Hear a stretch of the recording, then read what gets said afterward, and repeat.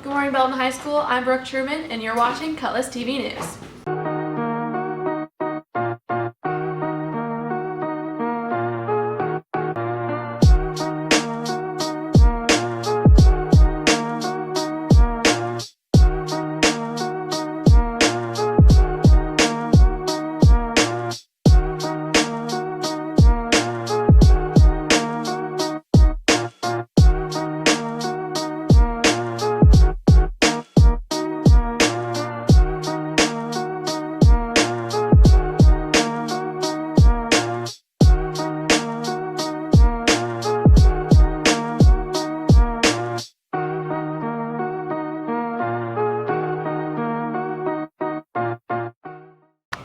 With the start of the new school year comes many precautions due to COVID-19. With more on the story, Tyler and Mason Fulton. School looks different this year for many students, regardless if they chose virtual or in person. Caden Petzold is one who chose in person. Well, it's difficult. Like, obviously, we have to wear the mask, and that's kind of a problem for some people because they don't like to keep them on. But, like, for me, it's just like you're always wondering, like, does this person have it? Or, like, you're scared of getting the virus. And that's the big thing for me, at least. For sophomore Leilani Jones, she felt that virtual learning was the best choice for her. It's different at home because I don't get to see my friends every day, and I have to email my teachers, and all of my work is online. So Junior Elise Fricky says procrastination is more prevalent with virtual learning. It's been going well. I've been working on all my schoolwork and trying to keep up, but then there's times where like procrastination kicks in, and I'm just like, well, it's not due today. I'm gonna do it tomorrow, and then it just keeps going on and on and on. For Mason Fulton and Aubrey Fricky, I'm Tyler Fulton with Cutlass TV News. The football team has worked hard to prepare for their first home game of the season. With more on the story, here's Caleb Kormanik, America's Counts, Austin Farrow, and me. The first home football game is tonight. Senior captain Aiden Holt explains this year's motto, Road to Redemption, and the importance of being a leader. I would say this year we just got more experience, like a different mentality. I would say this year we have players, athletes out there who actually want to be there and compete. And it just seems like this year it's a lot more competition going on, and just people wanting to be out there. I would say road to redemption to the teams means pretty much basically what it says. I mean, we went 0-10 last year. You know, there's a lot of people who paved their way through football. So, you know, there's a lot of people who kind of hit home from them last year, went 0-10, so this year is just redemption from last. Importance of a senior leader is very important. I would say that they're just the leaders of the team. Upperclassmen look up to the seniors, and so, you know, you want to be a good leader, and that's how you get a good football program. Head coach Todd Vaughn compares how this team is different from last year's.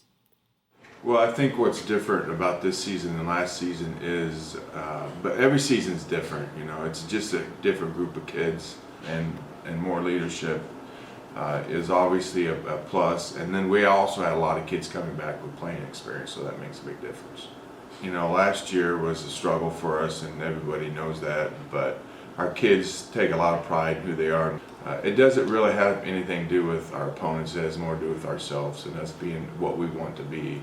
And last year wasn't who we wanted to be. Just coaching, I mean, for the longest time we didn't think we were going to get to. I think kind of maybe you take it for granted and got taken away for a long time. So now that we have it back, it's a good feeling. How does senior leadership define the team? It's crucial. It is probably the most important thing you have. And it's those guys have been there, done that. So they're the most important part. And so far, so good for our guys. And we've had good leadership, and they're starting to play. For Caleb Kormanik, Austin Farrow, and America's Counts, I'm Brooke Truman for Cutlass TV News. Auditions began for the Laramie Project, this fall's play, earlier this week. Aubrey Fricky, Brittany Jackson, Tyler Fulton, and Mason Fulton have the story. Belton Theater Department kicks off the fall season with the Laramie Project. Mrs. Babcock gives insight on how she plans to make the show happen. Well, our goal, we'll have actors live on stage, and when we rehearse, we will either be rehearsing in a mask or a face shield. And then I chose this type of play, a documentary style play, because there's not as much interaction between the characters.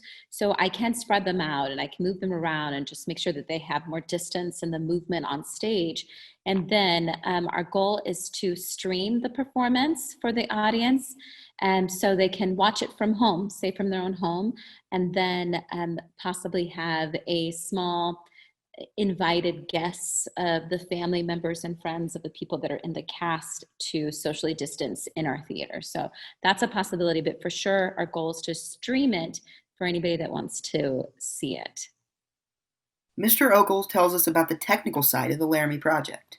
Well, I've been talking with Miss Babcock, and we are looking to do some exciting things with projection this year with the Laramie project, something that we haven't really done in the past, as far as using a projection for our backgrounds, but also cutting in some pre-recorded scenes, as well as looking at projecting a live stream while the show is going on, at least for some parts of it. So incorporating that into our technical pieces as far as lighting and sound we're going to be dabbling in some new things. So we're pretty excited about it. Senior Tucker Rushing talks about auditions for the Laramie project. In a virtual audition, you can redo it as many times as you need to make sure that you get it right, but that's because it's pre-recorded. But the issue with that is you'll also get, you feel that you need to go over it several times, and you should, to make sure that it looks nice, but that does increase stress. With Aubrey Fricky, Mason Fulton, Brittany Jackson, I'm Tyler Fulton with Cutlass TV News. For this week's New Teacher Spotlight, we are featuring Miss Davis and Mr. Tinholder. Here's more about the beginning of their years with Caleb Cormanic, Austin Barrow, and Brittany Jackson. This week's New Teacher Spotlight features Miss Davis and Coach Tinholder. Davis gives insight into her first couple of weeks. It's honestly been a little bit crazy. I have not taught for a couple years because I took 4 years off to go to New York, get my master's degree, and work in publishing. So it's interesting getting back into the swing of it, but also having to do that during a pandemic. It just feels like I'm crazy busy all the time, but everyone has been super nice, so it's totally worth it. Well, I moved here from New York City a couple weeks before the semester started, so personally, I've had a huge number of adjustments that I've had to make, just moving across the country, getting a new house and all of that. This is my first time teaching dual credit, so that's also been a little bit of a learning curve, getting to know UMKC. So I feel like I've made some adjustments as far as just learning how to communicate better with students and being on email more. I feel like I'm on my computer much more than I was last time that I was teaching, but it's just, getting adapted to the times that we're living in now. Definitely the people. Everyone here is super nice. I've been in schools that were a little bit more sink or swim, so that has been really reassuring and definitely something that I was looking for in coming back to teaching.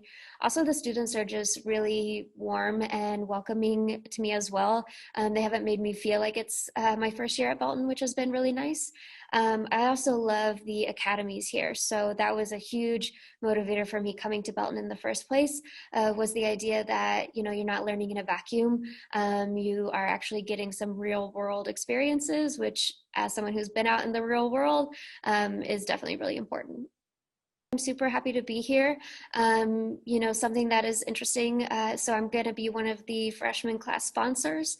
So it's a little bit strange not having the homecoming parade and all of that to get ready for at the beginning of the year. I think it's put just kind of like a different tone to the school year. But I do think that everyone's going to be able to look back on this time, and it's going to be memorable, if nothing else. Coach Tinholder currently teaches the guided studies classes and is preparing for the upcoming basketball season. Credit recovery and guided studies, and I'm also varsity boys head basketball coach. Right now it's learning to navigate the day-to-day with the COVID situation and helping students do the same, but then helping them succeed within the school as well as in athletics. It is my first year teaching. Came from St. Elizabeth as basketball coach. I was head coach there for 3 years, and so this is my 7th year coaching overall, but first year teaching. It's a new challenge. Came from 2 small schools. I'm super excited. New schools bring new challenges, new opportunities to build something special, and I'm just ready to get going. Right now it's been good. I'm trying to find that balance between not just living in my house, but also not putting myself in vulnerable situations. And every day that's kind of different, but just trying to find the balance between the two. With Austin Farrow and Brendan Jackson, I'm Caleb Cormanic with Colors TV News. Thanks for watching. Tune in next week, and as always, Carpe Diem.